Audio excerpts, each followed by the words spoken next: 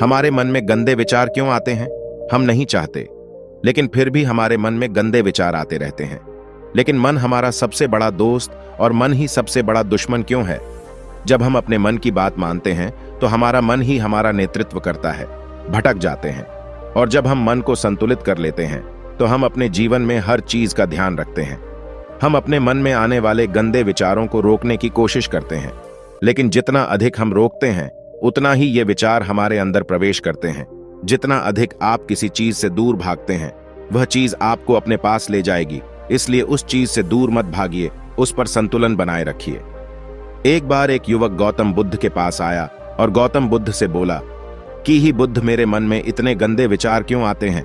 मैं नहीं चाहता कि मेरे मन में गंदे विचार आए, पर मेरे मन में हमेशा काम वासना के विचार चलते रहते हैं और मैं इनके के बारे में सोच सोचकर बहुत परेशान हूं।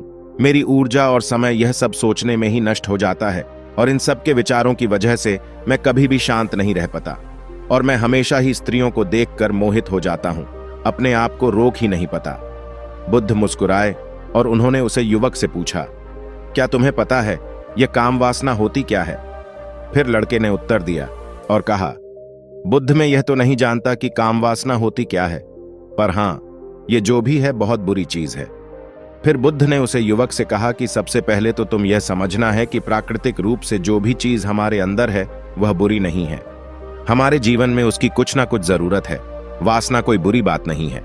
यह तो हमारे मन की एक भावना है जो हमें किसी ना किसी चीज की कमी का एहसास करवाती है और फिर हम उसे चीज को पाने के लिए उसे चीज की तरफ आकर्षित हो जाते हैं। जैसे अगर तुम्हारे पास धन की कमी है तो तुम में धन पाने की वासना उत्पन्न हो जाएगी। तो वासना कुछ और नहीं, बस एक प्रकार की कमी है जो कि एक प्रकार की जरूरत का एहसास है, और जब यह जरूरत शारीरिक हो तो हम इसे काम वासना कह देते हैं। युवक ने गौतम बुद्ध को कहा कि बुद्ध, मुझे काम वासना का मतलब तो समझ में आ गया, पर आप मुझे यह बताइए कि यह आती कहां से है और कैसे आती है?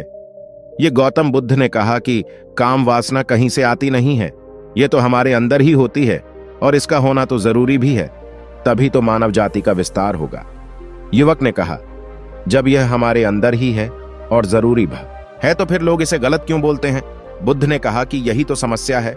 लोगों ने काम वासना को गलत तरीके से सोच लिया है, इसे छिपाने की, दबाने की कोशिश करते हैं। काम वासना गलत नहीं है, बल्कि काम वासना का गलत तरीके से प्रयोग करना गलत बात है।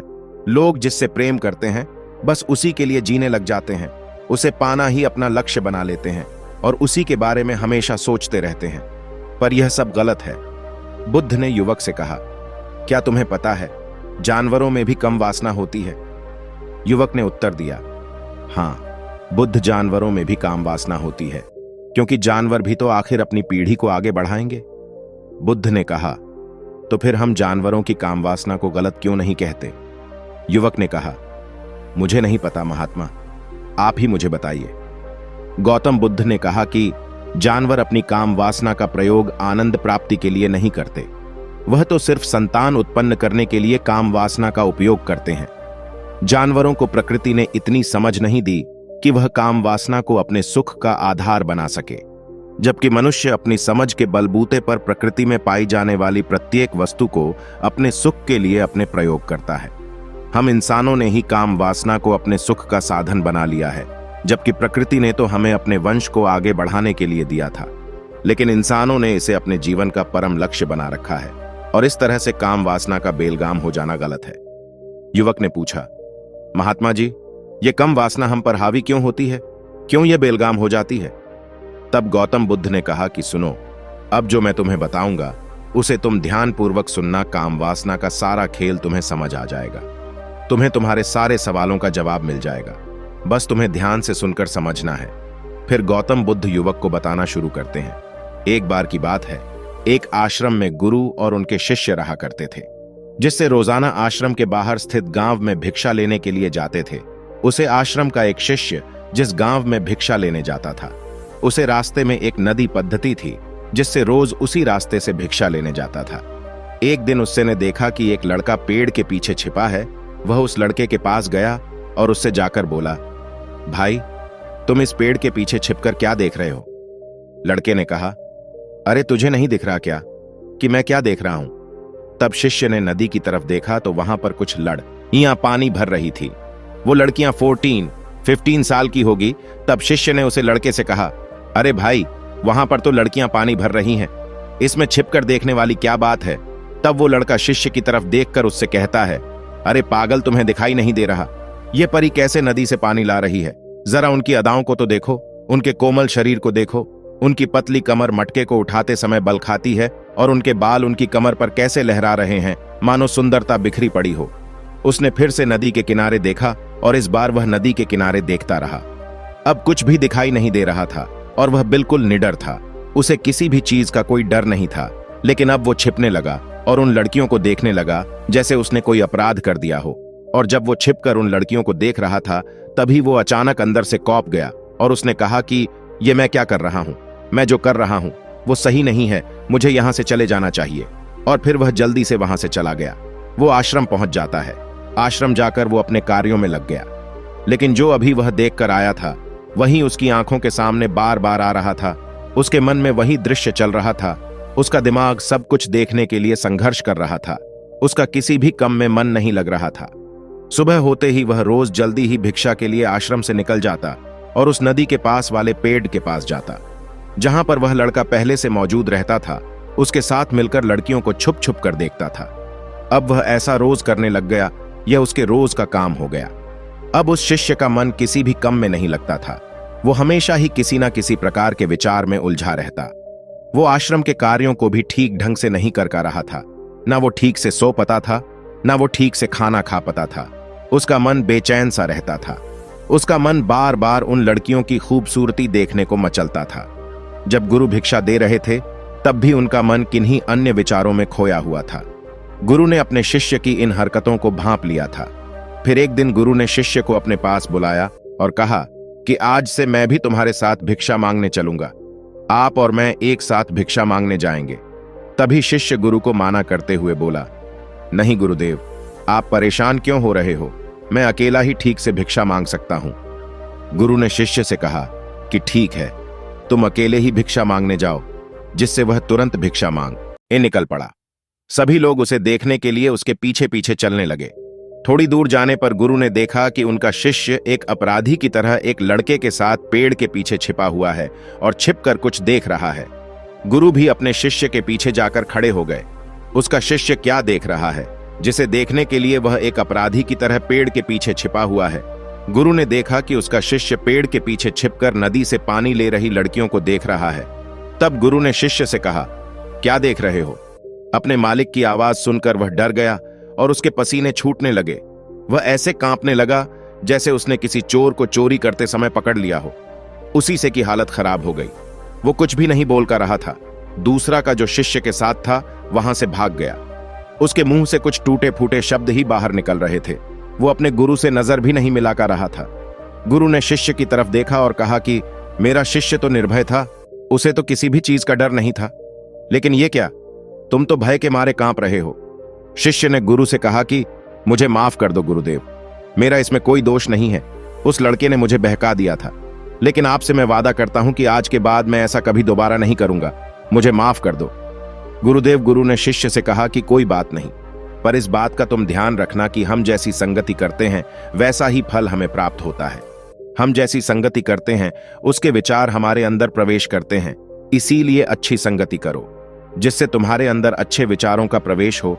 फिर गुरु और शिष्य आश्रम लौट आए और फिर से शिष्य आश्रम के कार्यों पर ध्यान देने लगा। उसने उस रास्ते को छोड़ दिया और दूसरे रास्ते से जाने लगा। वो अपने काम को ध्यान से करता, लेकिन धीरे धीरे उसके अंदर क्रोध उत्पन्न हो गया और फिर वो दूसरे शिष्यों पर क्रोध करने लगा और बेचैन रहने लग गया। अब वो सही समय पर भोजन भी नहीं करता था। वो भोजन भी बहुत कम खाता था। एक रात गुरु शिष्य के पास आए और उसे बोले कि अब तक तुमने कितनी बार अपना वादा तोड़ दिया। यह सुनकर शिष्य अपने गुरु के चरणों में गिर गया और रोने लगा। रोते रोते ही उसने गुरु से कहा कि गुरुदेव, मैं कई बार अपना वादा तोड़ चुका हूं। फिर मैं वादा करता हूं, लेकिन हर बार जब मैं वादा तोड़ देता हूं तो मेरा मन मेरे वश में नहीं रहता। मैं बहुत कोशिश करता हूं कि अपने मन से सारे बुरे विचार निकाल दूं, लेकिन चाहकर भी मैं ऐसा नहीं कर आता। फिर गुरु ने शिष्य को कहा कि चलो मेरे साथ। गुरु शिष्य को आश्रम के बगीचे में लेकर गए और शिष्य से कहा कि देखो, यहां पर कुछ नाली बनी हुई है जिससे नदी का पानी इन पौधों तक आ रहा है। और यह पानी निरंतर गति से आगे बढ़ रहा है। क्या तुम इस पानी के बहाव को रोक सकते हो? शिष्य ने कहा कि हाँ गुरुदेव, मैं इस बहाव को रोक सकता हूं। फिर शिष्य ने मिट्टी उठाकर उस नाली में रख दी तो पानी थोड़ी देर के लिए रुक गया और फिर थोड़ी देर बाद उस मिट्टी के ऊपर से पानी बहने लगा। गुरु ने शिष्य से कहा, अरे ये क्या, ये तो पानी रुका ही नहीं। फिर से शिष्य ने कुछ कंकर पत्थर उठाकर उसे नाली में रख दिए और फिर थोड़ी देर के लिए पानी रुक गया, लेकिन फिर थोड़ी देर बाद ही उन कंकड़ पत्थर के ऊपर से पानी निकल आया। फिर गुरु ने कहा कि शिष्य, यह क्या हुआ? पानी तो फिर से बहने लग गया। तुम तो बोल रहे थे कि तुम इसे रोक दोगे। क्या हम किसी कम को रोकना चाहे तो क्या हम उसे रोक नहीं सकते?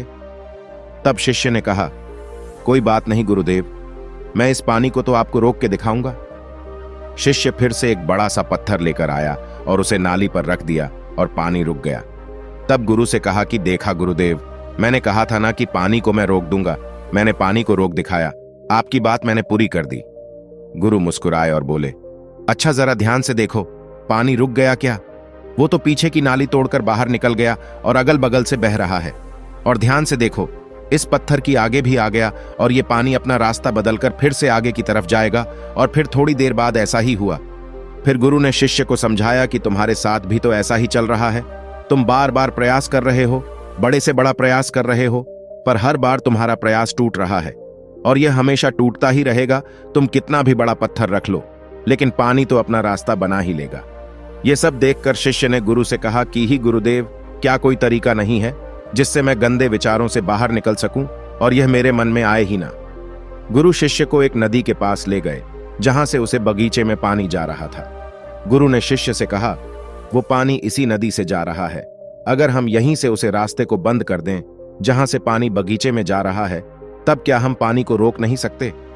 शिष्य ने कहा कि हाँ गुरुदेव, अवश्य ऐसा हो सकता है। मैं इस पानी को यहीं से बंद कर देता हूं, तब आगे की नाली में पानी जाएगा ही नहीं और फिर बगीचे में पानी जाएगा ही नहीं। फिर शिष्य नदी से जाने वाले रास्ते को बहुत मेहनत करके पत्थर और मिट्टी डालकर बंद कर दिया और गुरु से कहा कि गुरुदेव, मैंने पानी को बंद कर दिया है, अब यह पानी बगीचे में जाएगा ही नहीं। तब गुरु ने कहा, शिष्य से अगर पानी बगीचे में नहीं जाएगा तो पेड़ पौधों को पानी कहां से मिलेगा? उन पेड़ पौधों को तो पानी की आवश्यकता है और उन पेड़ पौधों में कुछ पेड़ पौधे तो ऐसे हैं जिनको रोज पानी की आवश्यकता है। वह तो मुरझाकर मर ही जाएंगे, उनका क्या होगा? पानी तो हमें खोलना ही होगा। शिष्य ने गुरु की बात सुनकर वापस नदी से जाने वाले पानी का रास्ता खोल दिया। तब गुरु ने शिष्य से पूछा, शिष्य, अगर हम इस नदी के पूरे पानी को बगीचे की तरफ मोड़ दे तो क्या होगा? तब शिष्य ने जवाब दिया कि गुरुदेव, वहां पर जितने भी पेड़ पौधे हैं वो गलकर नष्ट हो जाएंगे, वहां पर कुछ नहीं बचेगा। फिर गुरु मुस्कुराए और बोले, तुम इस बात को समझो कि हमें किसी भी चीज को रोकना नहीं है, बस हमें हमेशा संतुलन बनाए रखना है। कम पानी से भी पौधे नष्ट होते हैं और ज्यादा पानी से भी पौधे नष्ट होते हैं। हमारा जीवन संतुलन से ही चलता है। गुरु ने शिष्य से कहा कि अगर मैं तुम्हें कुछ कहूं कि तुम आम के बारे में मत सोचो तो तुम्हारे मन में सबसे पहले किसका चित्र आएगा? शिष्य ने कहा कि गुरुदेव, मेरे मन में तो पहला चित्र आम का ही आएगा। गुरु ने कहा कि जब हम गंदे विचारों को जबरदस्ती रोकने का प्रयास करते हैं तो वह और मजबूती के साथ हमारे अंदर प्रवेश करते हैं, हमारे अंदर उठाते हैं। इसीलिए हमें उन्हें कभी भी दबाने की कोशिश नहीं करनी चाहिए। तब गुरु शिष्य के पास गए और बोले कि बुरे लोगों की संगति के कारण भी हमारे अंदर गंदे विचार आते हैं। कभी कभी ऐसा होता है कि हमारे अंदर कामुकता नहीं होती, लेकिन कुछ अश्लील लोगों के साथ रहने के कारण वह हम पर हावी हो जाती है। तब शिष्य ने कहा कि गुरुदेव, आप सही कह रहे हैं, मैं अपने लक्ष्य से भटक गया था। तब वह शिष्य रात को बहुत शांति से सोया, सुबह पूरे मन से अपना काम किया और फिर सुबह वही भिक्षा लेने चला गया जहां वह लड़का आज भी पेड़ के पीछे छुपकर उन लड़कियों को देख रहा था। वो शिष्य नदी पर गया जहां वह लड़कियां पानी भर रही थीं। उसने उन लड़कियों से पानी मंगा। उन लड़कियों में से एक लड़की ने उसे पानी पिलाया और उसे सन्यासी शिष्य के चरण छुए शिष्य ने उसे आशीर्वाद दिया कि तुम्हारा कल्याण हो। शिष्य का मन सकारात्मक ऊर्जा से भर गया। उसके चेहरे पर मुस्कान ए गई थी, जैसे से कोई खोई हुई चीज वापस मिल गई हो। वह अपने रास्ते पर वापस जाने लगा। तभी पीछे से वह लड़का आया जो पेड़ के पीछे छिपा था। वह शिष्य के पास आया और बोला कि क्या बात है, आज तुमने करीब से देखा है, आप तो मुझसे आगे निकल गए। तब शिष्य ने कहा कि हम हमेशा दूसरे के दर्शन करने में ही व्यस्त रहते हैं, अपने दर्शन कर ही नहीं पाते। तुम कब तक इस पेड़ के पीछे छुपाते रहोगे? किसी को पसंद कर लो, उससे बोल दो। अगर वो भी तुम्हें पसंद करती है तो शादी कर लो, और उससे पहले तुम कुछ बन जाओ। अपने आप को पहचान लो, ऐसे अपना समय बर्बाद मत करो। फिर वह लड़का रोज उससे मिलने लगा और उसे लड़के ने नदी पर जाना छोड़ दिया। और फिर वो लड़का अपने जीवन में कुछ बनने के लिए संघर्ष करने लगा। तो तुमने देखा संगति का असर क्या होता है। अपनी संगति बदलो, अपने विचार बदलो। बुद्ध ने युवक से पूछा कि क्या तुम्हें तुम्हारे सारे सवालों का जवाब मिल गया?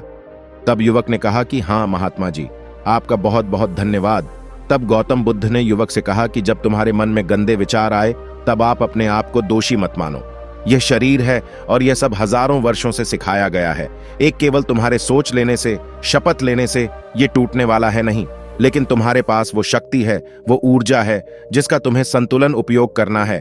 तुम एक जीवित ऊर्जा हो जो कुछ भी अनुभव करने के लिए स्वतंत्र है, जो निर्माण करने के लिए स्वतंत्र है। इसीलिए तुम अपने आप को पहचानो। यह बोलकर गौतम बुद्ध मौन हो गए और वो युवक वहां से चला गया।